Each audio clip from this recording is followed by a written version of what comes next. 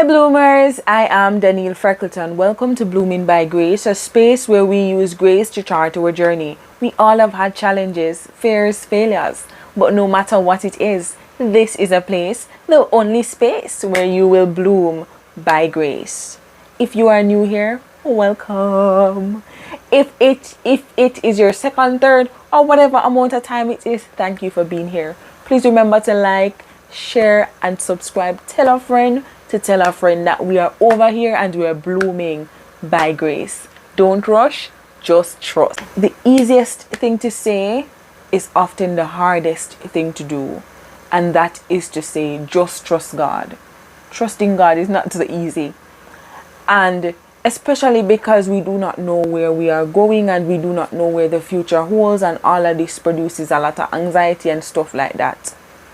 But when we allude trusting in God to just trusting God, it's a little bit of presumption. So it's almost like we're saying, okay, just trust God. But if he doesn't come through, then no. But if he does come through, yay. And so trusting in God is not risky. It's not you just taking a risk by just saying trusting in God. Trusting in God is relational. The same way we have relationships with people around us is the same way God desires for us to have a relationship with him. And in having a relationship with him, we will understand what to do, what not to do, what he will do and what he will not do. And that will be easier for us in trusting him and helping us on our faith journey. Whilst it is not risky, it is also scriptural. Trusting in God is scripture based. Because when you can take up the Bible and read a particular scripture as it relates to faith and as it relates to your journey, it helps you to better know, as I earlier said, what God will do and what he will not do. And so, when we go to Proverbs chapter 3, verse 5, it says, "Trust in the Lord with all your heart and lean not to thine own understanding." So when you're on the journey of faith, it's almost like you can't lean on what you believe or what you know or what you are seeing in the moment, because God is saying, do not trust that. Do not trust what you understand. Do not trust what you see. Trust me, God, because I know and I see what you are not seeing. It's hard.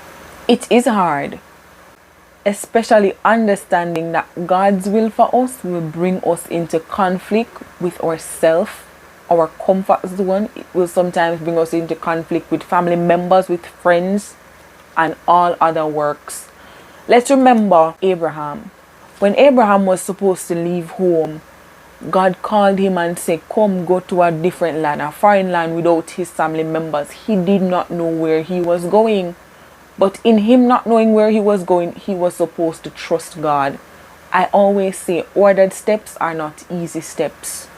But when you allow God to lead you, then he will create a path for you that you don't know about. He will sustain you in places where he sends you. Where he sends you, he will provide for you. It's just for you to take that step. He will not do it without you taking that step.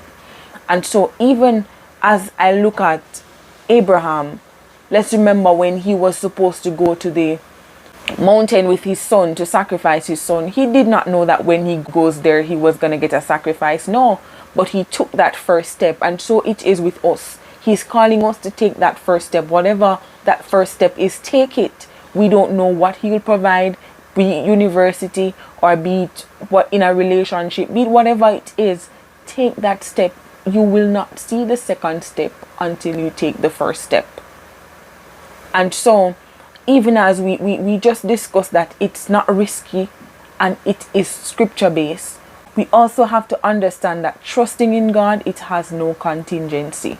So when he sends you where he wants you to go, you can't be saying, okay God, you send me here and it feels as though it's not working out. Sometimes we up to comfort and we want to do that, but he will provide. If Abraham had a contingency and he did not go, or when God sent him, he brought the servants that were with him to go up on the hill to say, okay, I'm gonna give one of these servants instead, then he wouldn't have seen the work of God in the moment. And so when God calls us to do something, it doesn't require a contingency. All right, let's look again to the Bible, where we see Peter in Matthew chapter 14, verse 22 to 31. But let's read Matthew chapter 14, verse 29. And it says, "And he said, Come. And when Peter was come down out of the ship, he walked on water." If you remember the story of Peter and the disciples that were in the ship, there was a storm. Let's allude the storm to they were in a situation ship. Okay? But here they saw a man coming on the water. They didn't know who this man was. But Peter said, Jesus, they thought it was a ghost. But Peter was like, okay, Jesus, if this is you, allow me to walk on water. This was a form of faith. In this moment, Peter never had a contingency. He wasn't thinking about, okay, if I was falling or if I was drowning, what will happen? He was just trusting that if it is Jesus at that moment, then he will bring him upon that water.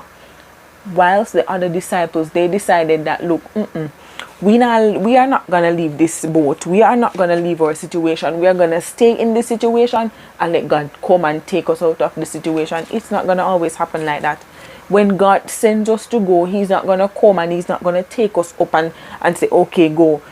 Because that would not be faith.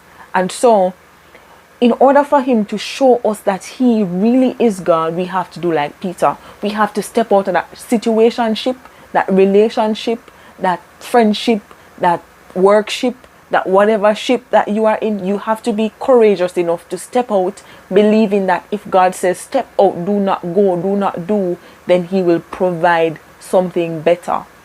God will never take us out of a situation and give us worse. He always gives us better. Trusting in God is about taking the first step, not knowing what the second step will bring. And even as we think about it that way, we also have to think about it this way. Trusting in God requires a level of patience. And so when he says go and do this or go and do that, it doesn't mean that tomorrow morning when you wake up it will all be fine and dine. It just means that you would have put a step forward. He would have seen that you have gone out and he's working on that. Everything will not happen one time, and I am having to learn that now. That look, when God say go or when God say do, it doesn't mean that everything will come to fruition one time. I have to be patient. We have to be patient so that we can be able to grow.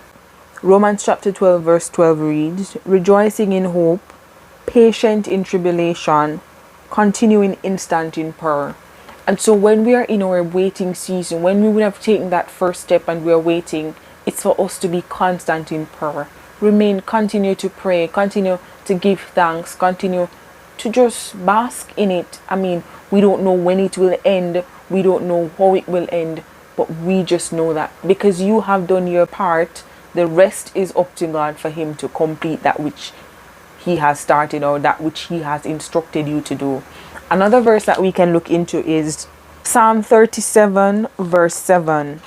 Psalm 37 verse 7, and it reads, rest in the Lord and wait patiently for him. Fret not thyself because of him who prospereth in his way, because of the man who bringeth wicked devices to pass.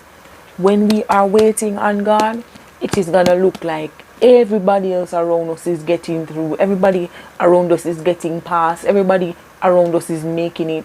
We have to develop an attitude of gratitude, not just for our situation and for ourselves, even while we wait, but for others. When we are waiting on God, we can't jealous or we can't bad mind the spirit of covetousness. We can't have that. And so we have to ensure that when we are waiting on God, we are waiting prayerfully. It's hard waiting alone, trusting. It's hard. But let's look at Sarah. Sarah had to wait for everybody around her to receive them pitney before she could have received. Let me translate. Sarah had to wait for all the persons around her. She had to sit and see everybody else around her being blessed with a child. It was a promise unto her and her husband, but she didn't get it. I mean, at that time. And so if she had to even wait to see her matey, that some of us would have alluded to, she even had to wait to see them being blessed before she could have been blessed. Let's also allude to David. David was appointed as king. He was anointed. David was anointed as king. But the day he was anointed was not the day he was appointed. He had to wait. He had to struggle. He had to go through the rough. And so it is with some of us. When God put us in a position, it doesn't mean that it will all come together that same day. We all are waiting. We are always await. There'll be something that we'll always be waiting for. There'll be something we'll always be trusting for the next thing. But to make it easier, to make the journey easier, it's for us to understand God by coming into a relationship with Him and trusting that though the storm is rough, though the road is rugged, though it is hard, that He will definitely come through for us. It's not easy. It will never be easy. It's not easy for any of us. But He, that promise, will come true. He will come through. He's not a man, and so He cannot lie. And so if He tells you to do something, it's going to be hard. But trust Him. Trust that still small voice that says, "Come unto me, and I will give you rest." You. Yes, you. You are not too dirty for God to cleanse. You are not too broken for God to mend. You are not too far for God to reach, or too guilty to fall at His feet. Have yourselves a blessed whenever you watch this. It's not easy. Trusting God is not easy, but we can all stand.